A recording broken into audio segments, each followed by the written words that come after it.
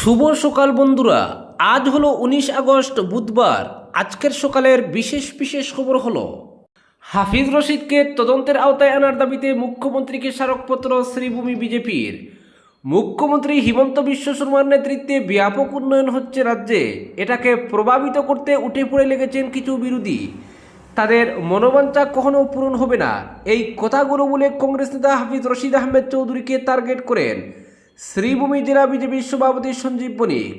BJP লোয়ারপা মণ্ডলের booth সভাপতি বিকাশ দর হত্যাকাণ্ড নিয়ে চলমান উত্তেজনার মধ্যেই ঘটনার তদন্ত সহ হত্যাকাণ্ডে জড়িতদের বিরুদ্ধে কঠোর ব্যবস্থা গ্রহণের দাবি জানিয়েছে বিজেপি। বিজেপির পক্ষ থেকে মুখ্যমন্ত্রীর উদ্দেশ্যে একটি স্মারকপত্র পাঠানো হয় জেলা আয়ুক্তের মাধ্যমে। এতে হাফিজ রশিদ আহমেদ চৌধুরীকে জিজ্ঞাসাবাদ সহ তার ভূমিকা খতিয়ে দেখার দাবি জানানো হয়। শুধুমাত্র রাজনৈতিক অভিযোগ বা জনশ্রুতির ভিত্তিতে কোনো সিদ্ধান্তে পৌঁছানো উচিত নয়, বরং সমস্ত অভিযোগের সত্যতা নিরপেক্ষ ও প্রমাণভিত্তিক তদন্তের মাধ্যমে যাচাই করা প্রয়োজন। হাফিজ রশিদ আহমেদ চৌধুরীর সাম্প্রতিক কিছু প্রকাশ্য বক্তব্য নিয়ে সাধারণ মানুষের মধ্যে প্রশ্ন ও উদ্বেগ তৈরি হয়েছে। বিশেষ করে তিনি রাজ্যের মন্ত্রী কৃষ্ণেন্দু পালের বিষয়ে যে মন্তব্য করেছেন এবং মন্ত্রীর পদত্যাগের দাবি জানিয়েছেন, সেই বক্তব্যের প্রেক্ষাপট, তথ্যের ভিত্তি ও সম্ভাব্য প্রভাব খতিয়ে দেখার আবেদন জানানো হয়েছে। জেলা বিজেপির পক্ষ থেকে অভিযোগ করা হয়, বিকাশ দূরের মৃতদেহ উদ্ধারের পর হাফিজ রশিদ আহমেদ চৌধুরী এমন কিছু কার্যকলাপে যুক্ত হয়েছেন যা তদন্তের গতিপথকে প্রভাবিত বা বিভ্রান্ত করার চেষ্টা হিসেবে দেখা হচ্ছে। তার কথিত কার্যকলাপের ফলে সংবেদনশীল সীমান্ত এলাকায় সাম্প্রদায়িক উত্তেজনা ও সামাজিক অস্থিরতার আশঙ্কা তৈরি হচ্ছে। বিভিন্ন তথ্যকে বিকৃত উপায় উপস্থাপন করে নির্দিষ্ট সম্প্রদায়ের মধ্যে উত্তেজনা সৃষ্টির চেষ্টা করা হচ্ছে। এজন্য তাকে দায়ী করে তদন্তের আওতায় নিয়ে আসার দাবি জানানো হয়েছে।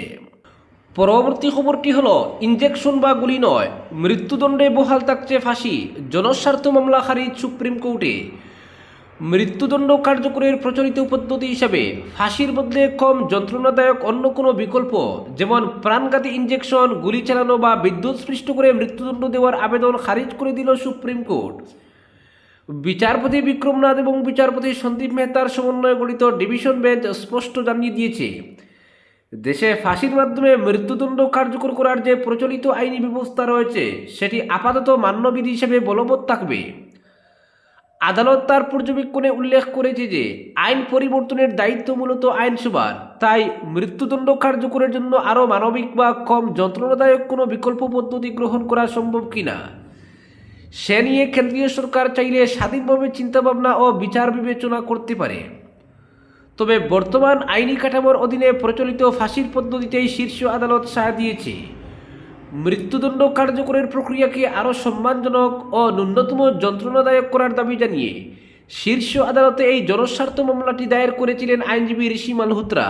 আবেদনকারী তার যুক্তির সপক্ষে রাষ্ট্রপুঞ্জের একটি প্রস্তাবের প্রসঙ্গ টেনে আদালতে জানান যে ফাঁসির মাধ্যমে মৃত্যুদণ্ড কার্যকর করার পর কোনো অপরাধীকে আনুষ্ঠানিকভাবে মৃত ঘোষণা করতে প্রায় 30 থেকে 40 মিনিট সময় লেগে যায়, যা অত্যন্ত কষ্টদায়ক ও অমানবিক।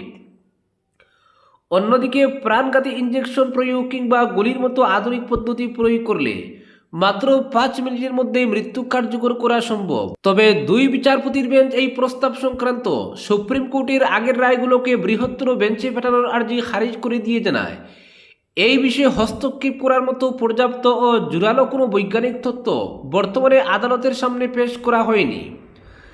আদালতের বক্তব্য, ভবিষ্যতে যদি ফাঁসির চেয়ে কম কষ্টদায়ক কোনো বিকল্প পদ্ধতির পক্ষে কোনো জোরালো বৈজ্ঞানিক প্রমাণ পেশ করা যায় তবেই কেবল বিষয়টি পুনর্মূল্যায়ন করে দেখা যেতে পারে। অতীতে সুপ্রিম কোর্টের দেওয়া কিছু পর্যবেক্ষণ ও বিকল্পের প্রস্তাব কেন্দ্র গ্রহণ না করলেও সার্বিকভাবে এই স্পর্শকাতর বিষয়ে আইন প্রণয়ন ও সিদ্ধান্তের একচ্ছত্র অধিক্ষেত্র যে নীতি নির্ধারকদের হাতেই রয়েছে তা শীর্ষ আদালতের এই অবস্থানের মাধ্যমে আরও একবার স্পষ্ট হয়ে উঠল।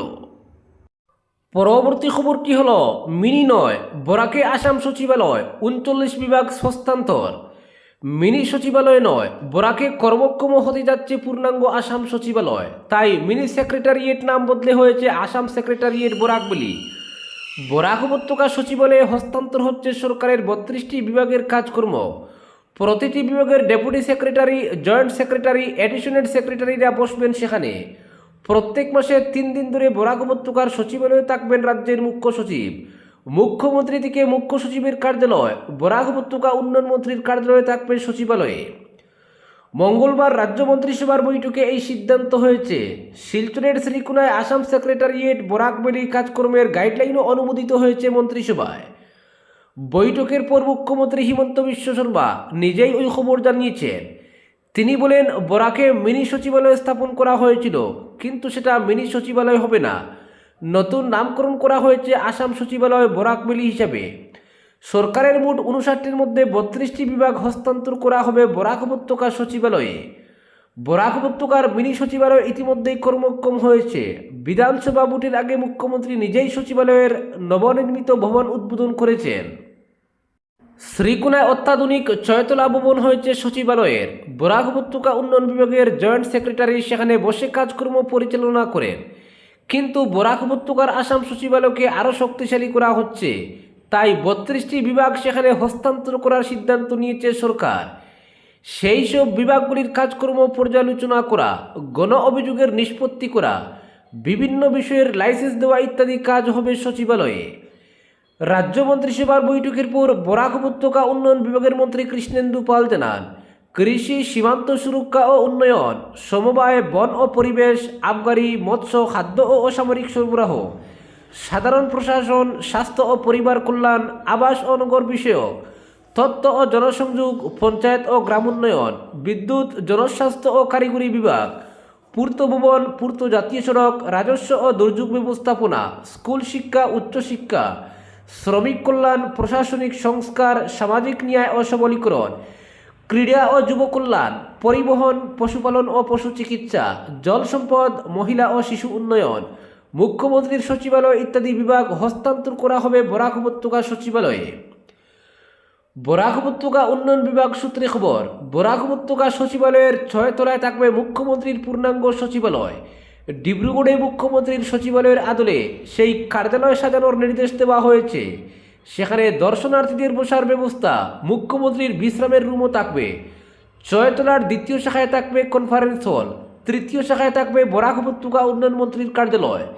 সচিবালয়ের 5 তলার 1ম শাখায় থাকবে মুখ্যমন্ত্রীর পূর্ণাঙ্গ কার্যালয়। মুখ্য সচিব সেখানে মাসে 3 দিন ধরে থাকবেন। 2য় শাখায় থাকবে বরাক উপত্যকা উন্নয়ন বিভাগের মন্ত্রীর কর্মচারীদের কার্যালয়। 5 তলার 3য় শাখায় থাকবে সচিবালয়ের দায়িত্বে থাকা সিনিয়র সেক্রেটারিদের কার্যালয়। 4র্থ শাখায় থাকবে বরাকের মন্ত্রী ও স্থানীয় বিধায়কদের বসার ব্যবস্থা, প্রয়োজনে তারা ব্যবহার করতে পারবেন।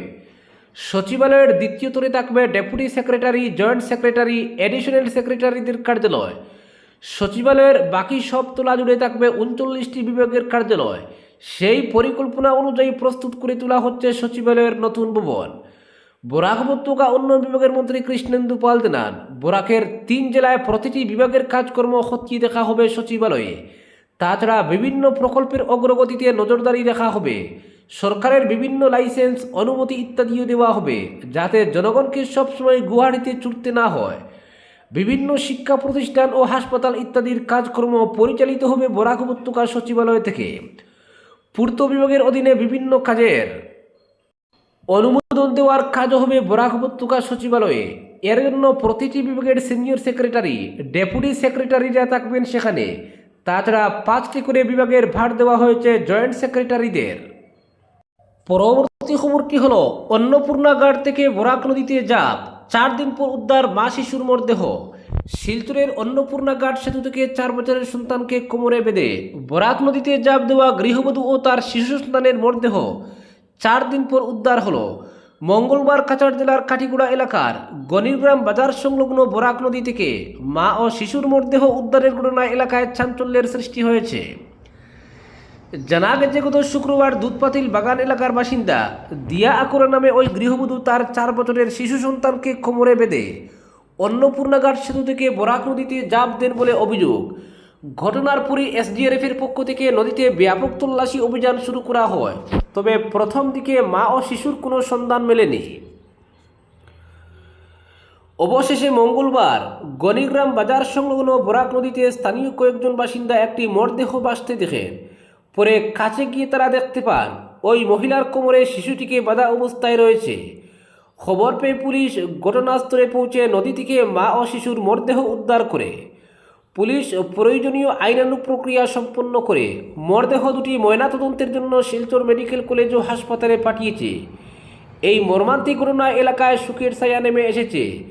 4 বছরের শিশুকে সঙ্গে নিয়ে ওই গৃহবধূ কেন এমন চরম সিদ্ধান্ত নিলেন তার কারণ খতিয়ে দেখতে তদন্ত শুরু করেছে পুলিশ।